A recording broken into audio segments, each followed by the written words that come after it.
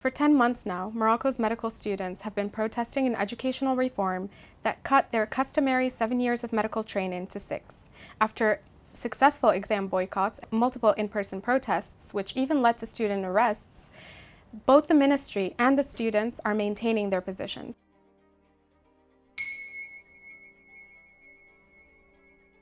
With us today to discuss this matter is Salma Sassiwi, a fifth-year medical student, and Ayman Malouki, VP of the Medical Students Board in Rabat and a fourth-year medical student.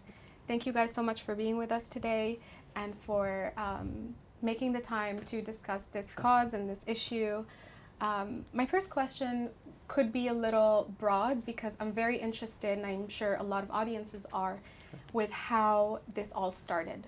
Because 10 months, almost nearly a year of protesting and boycotts is a very long time. So what triggered this 10-month boycott was the decision to reduce the duration of medical studies from 7 to 6 years. However, the root issue started way before that. We have been dealing with significant problems such as overcrowded hospitals and amphitheaters, and sometimes we would be attending our rotations once every 2 days or every 3 days. And that really impacted the quality of our training. And sometimes we would not find seats in lecture halls. So when the decision came in 2022, we sought clarification.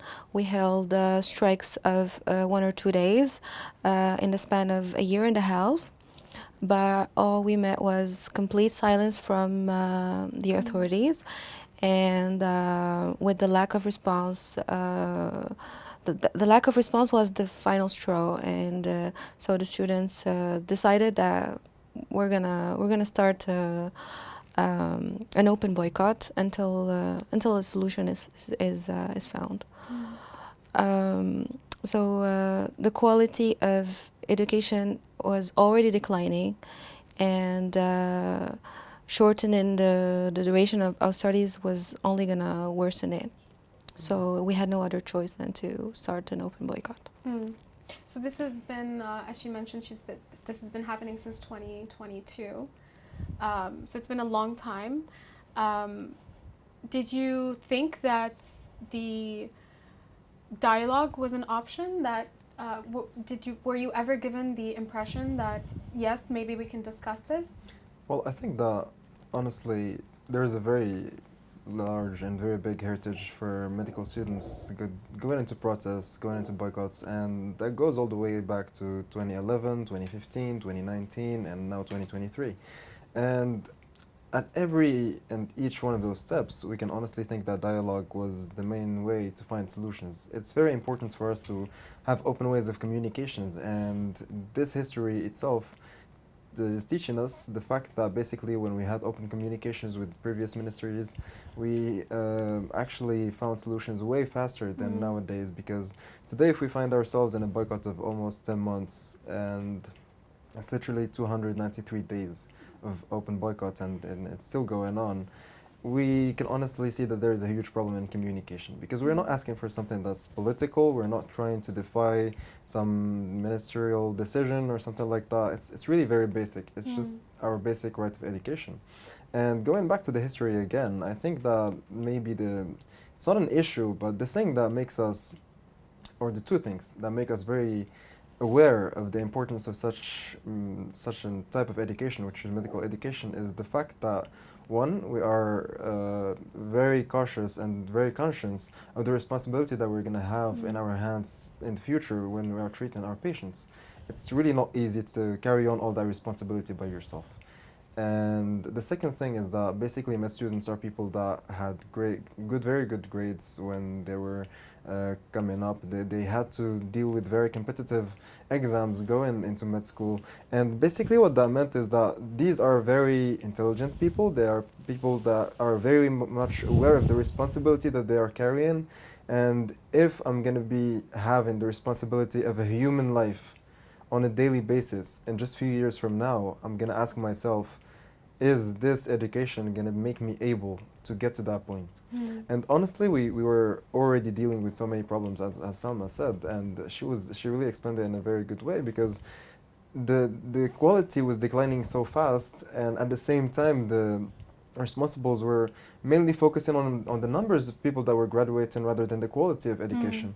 And I honestly think that the main problem was that when we start just thinking of things as just numbers and statistics, we literally turn the system of education to a factory, and we were even uh, called as called to be products by previously in some of the conferences that were held by the responsibles.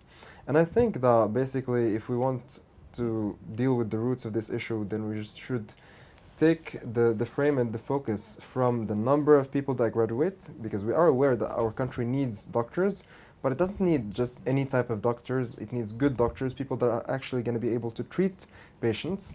And for that, we need to change our focus and make it and basically focus on one thing, which is the quality of education. Yeah, so what Yeah. we're getting from both sides, from both the med school staff, because even some of your Yes. teachers have Yes. joined in, some administrators. So from the medical side, but also from the ministerial side, we're seeing that there's a consensus that a reform is needed and is required, and that there is mostly a divergence on the how and what should be reformed, right? Yeah. Since the announcement of the reform, there has been some of your demands that have been met and Yes. others that have been ignored. Can you maybe discuss that? Well, I think, like, to be honest, up till now, up till today, there was no signed agreement between us and any ministerial or other type of responsibles. That means that even the promises that we had, they're not really things that we have assured and guaranteed 100%. They're not concrete yet. Yeah, exactly. And the bigger problem is that even when we had the signed agreements with the ministers during 2019, for example, not everything came to take place in real life.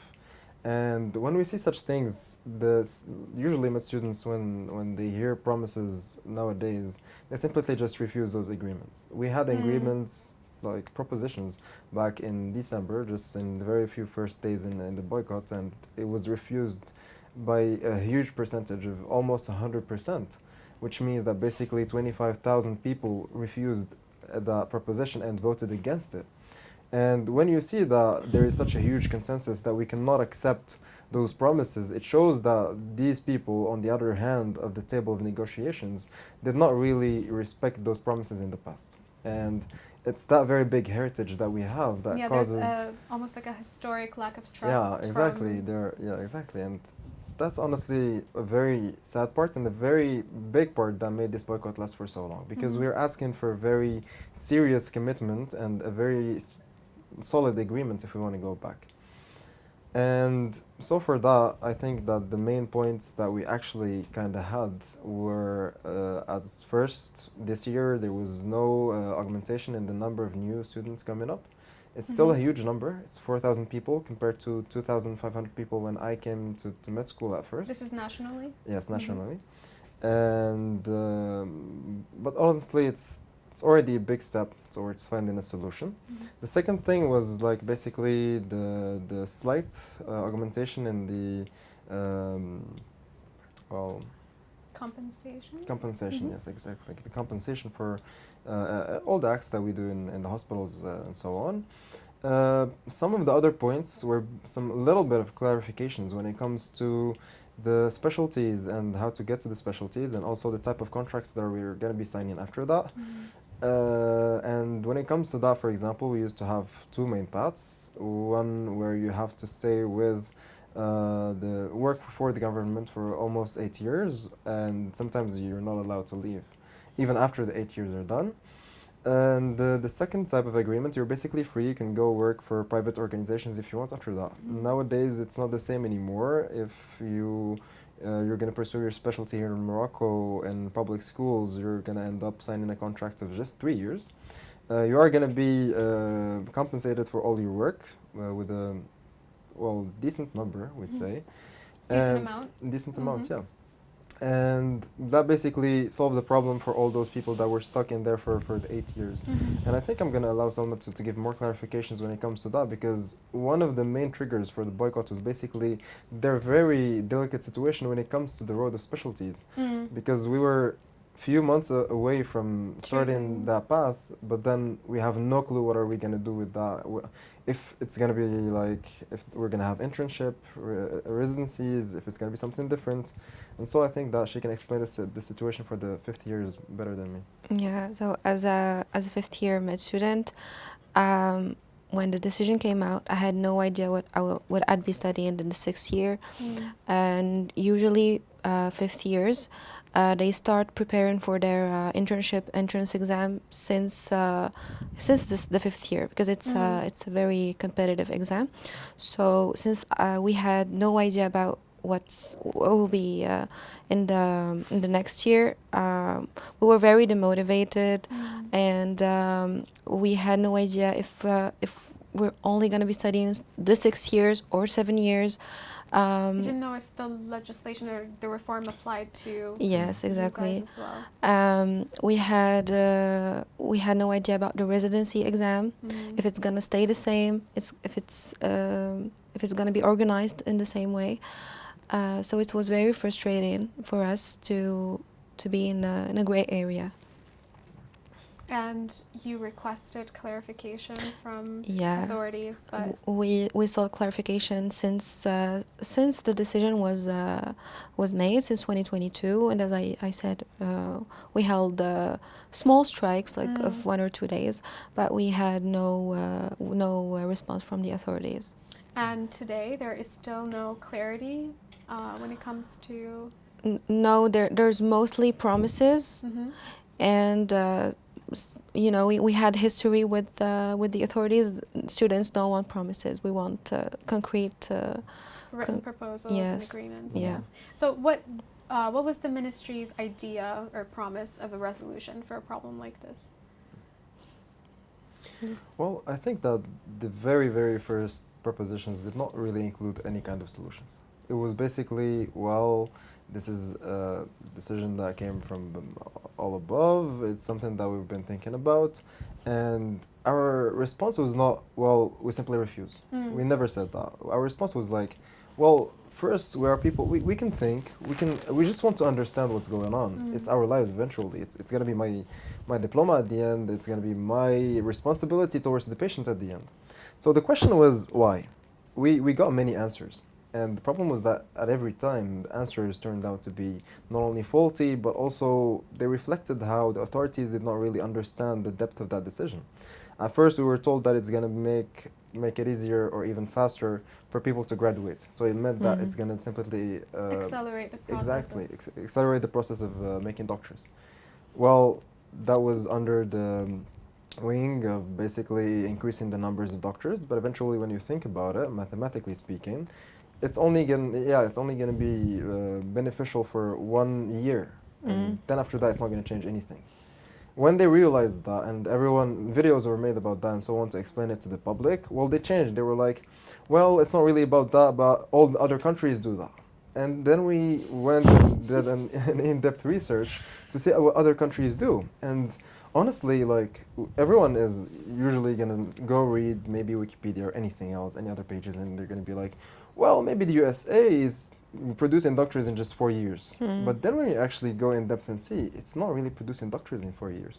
What happens, for example, in the USA, because it's the shortest duration for med school. Yeah, but so there is a 4-year for pre-med after you get your equivalent for bachelor's here in Morocco. It's like 4 years, and then the 4 years of med school. And after that, you are forced to do or undergo specialty training in family medicine or internal medicine or any other specialty before you can actually become fully responsible to treat patients and free to do whatever you want to do. Same as you're in Morocco. With a minimum of 3 and that years. that amounts to at least maybe 11, 9, 12 10, years. 12 years. In the USA, for example. In other European countries, it's 6 years for basic training and then 3 years for family medicine usually. So that makes it another 9 years or 10 years before you can actually be responsible for a patient. And here in Morocco, it already was 7 years. So technically speaking, that was already a shorter duration. And now you're asking me to make it 6.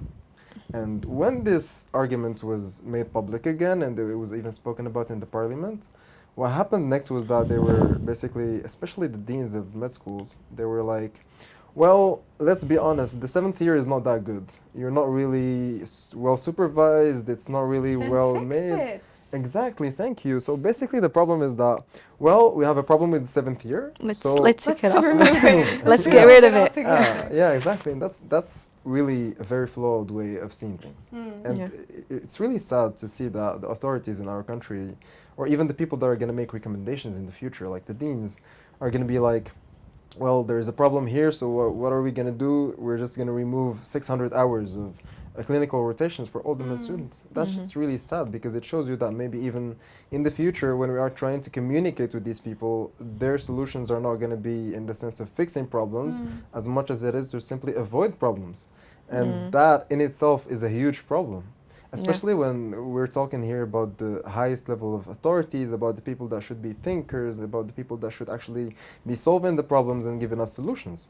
And maybe that's at the core of why this problem is lasting for so long. Because when we are asking for solutions for this problem, we're not getting really concrete solutions. And now one of the things that was proposed very lately down the road in the negotiations was basically to get an optional year to get those clinical rotations. What does an optional year imply? First of all, it's already something that we can do. I can, as a med student, I can finish after 7 years, for example, and I can just go to one of the clinics or anywhere I want, basically here in Morocco, and I can just ask for more hours of clinical rotations. I can do that. So why are you trying to sell that to me as if it's something big or if it's a solution? Exclusive. Yeah, exactly. So It I don't was know. a band-aid solution, just to say that we found a solution for you. We negotiated with you, Yes. but To almost like give off the impression of like dialogue and discourse Yeah. and Yes. And so that only makes the students get more and more angry and frustrated, because you're honestly, it's like if you're treating them as if they were unaware of such things. And that's what's also making them hang on more and more to the core of that 7-year problem. And also one of the things that were actually seen as a very important legal detail to that proposition was that when you ask for such clinical rotations, you put in a demand or so on, it can be refused. And so there is no guarantee that in the future they're simply going to refuse everything we ask for, all those clinical hours and so on. And that was mainly the problem why the latest negotiations were stalled eventually, and we could not really find a way to solve this problem. There's also a very interesting argument that keeps coming up from the authorities' side, which is that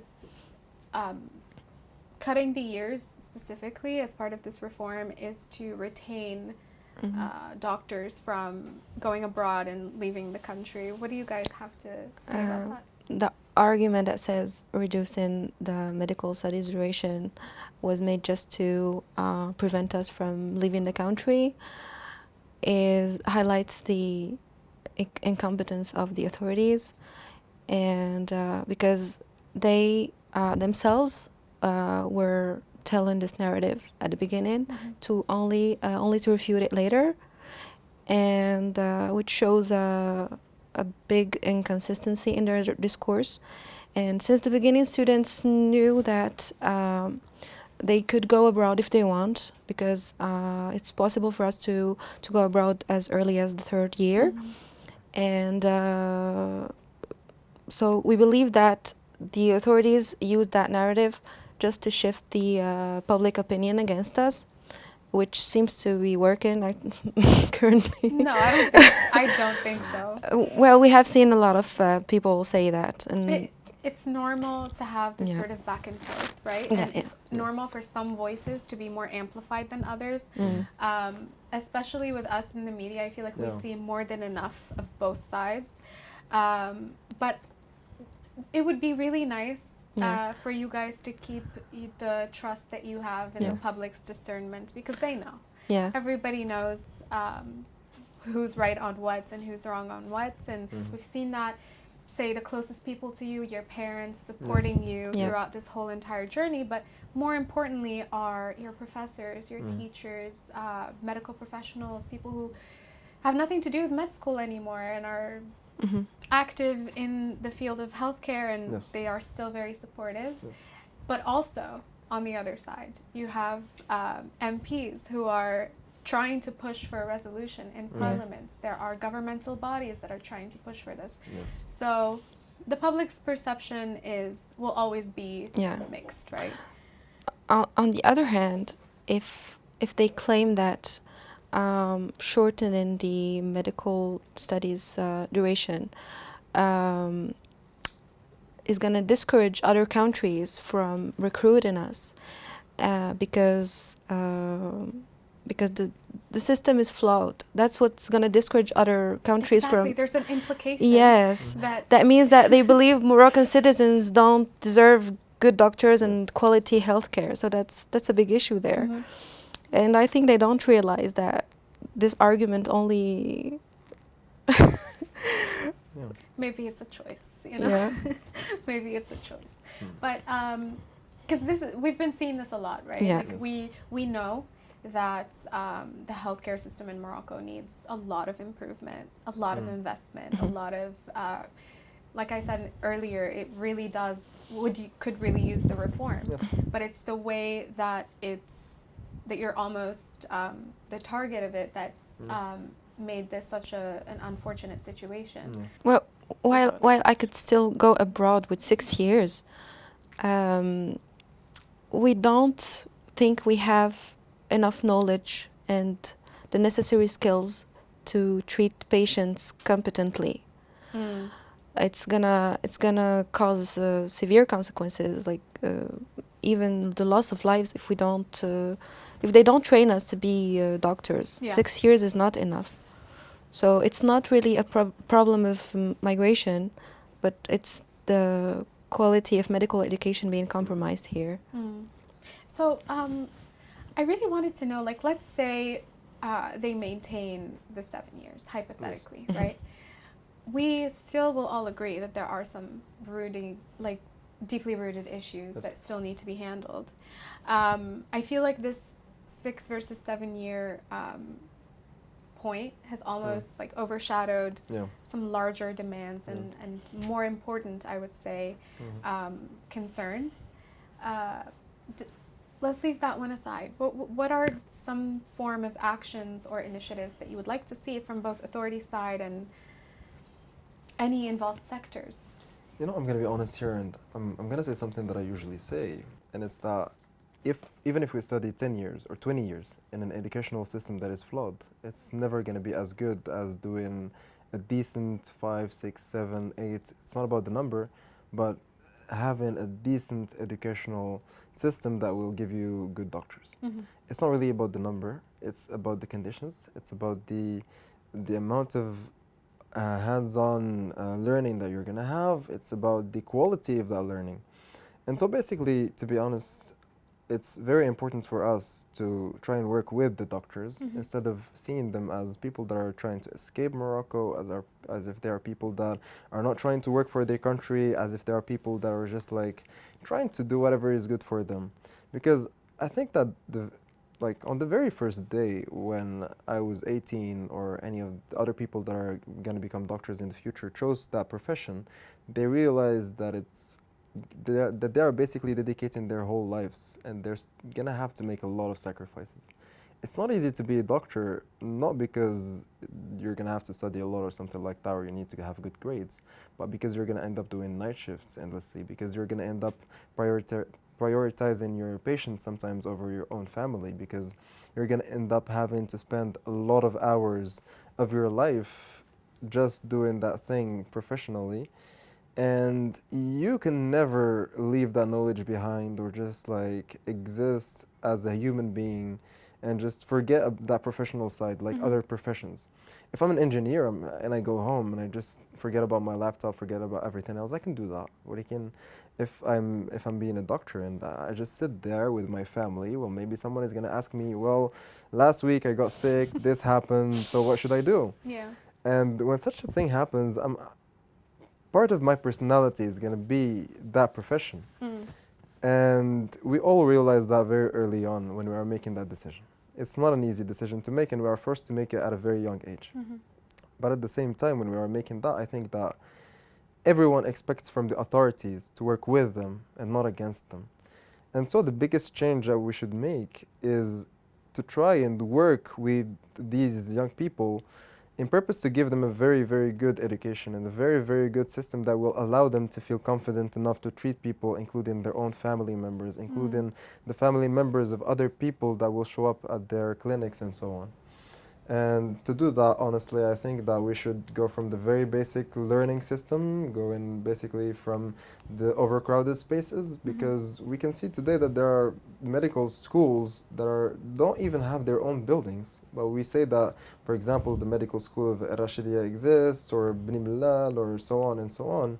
But when you go there, it's not always ready and built and a whole So the infrastructure system. is Exactly. lacking. Something as simple as the infrastructure will definitely take time, and we understand that. But at the same time, why would we start putting doctors there and while they don't basically have the very basic things that they need to learn?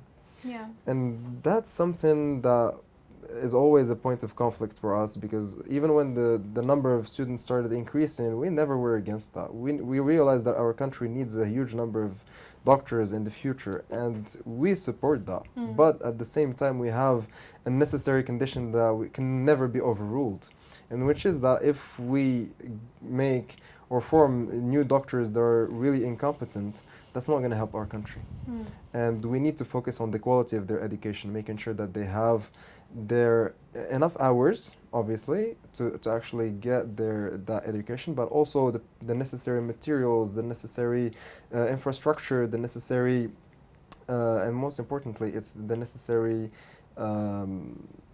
well, Follow-up? yeah, follow-up, or maybe even the, well, how do I say that? It's fine.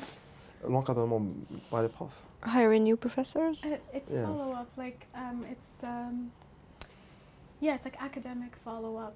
Oh yeah, And exactly. And they you need to can- have their proper academic, and they're obviously going to need to have their proper academic follow-up by professors and so on. And that is extremely important in such a very sensitive profession. So if there is honestly a message to send to the authorities today, it's that we know for a fact that all these changes, they were not made with bad intentions. There is no one that's just going to sit down and be like, well, today I'm going to destroy the medical field in Morocco. That's never the goal. And I think even the most Machiavellic person, if we don't really like many people, they're never going to think that. No one wants to have as a legacy to create a problem that lasted for 10 months and they weren't competent enough to solve it. That's just humiliating for Yeah. that person. And at the same time, I think that if they just have a resolution and they just have to make this very simple decision of just like sitting with us and working with us and be like, well, you're going to be a doctor in the future, what do you need? You need more seats? We're going to offer that. You're going to need more professors? We're going to make sure to make new ones as soon as possible. And we're going to work on that hand in hand. Maybe it's going to take a few years longer, 2, 3, 5 years to make new professors, new schools and so on. But I think we are forced to be patient enough to make those conditions first before making maybe 5 or 4 classes of new doctors that are going to graduate without being properly formed. Yeah. Because if we have 5,000 doctors out there that are killing people rather than saving them, that's going to be a problem rather than a solution. And that's the message that we have to send to the authorities today. I understand that definitely healthcare is something that is worth having a longer term policy for, that it's not a quick fix, that Yes. it's very sensitive, right? So I really hope that your message gets across. We really hope that we receive news in the newsroom very soon that you are now in Hopefully. dialogue, and Yes. thank you so much for joining us. Our pleasure. Thank you And, for inviting us. Thank you so much. Thank you so much for joining us for this episode. Leave us a comment to tell us what you want us to talk about next time. Until next time.